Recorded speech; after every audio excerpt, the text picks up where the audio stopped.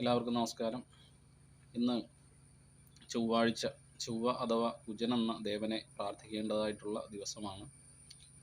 ഭഗവാനെ പ്രാർത്ഥിക്കേണ്ടതായിട്ടുള്ള മന്ത്രം: ഓം ധരണീഗർഭസംഭൂതം വിദ്യുത്കാന്തി സമപ്രഭം കുമാരം ശക്തിഹസ്തം തം മംഗളം പ്രണമാമ്യഹം. ചൊവ്വ എന്ന ഭഗവാനെ പ്രാർത്ഥിക്കുമ്പോൾ തന്നെ അതിൻ്റെ അതിദേവതയായിരിക്കുന്ന സുബ്രഹ്മണ്യ ഭഗവാനെയും കൂടിയിട്ട് പ്രാർത്ഥിച്ച് ഉപാസിക്കുക.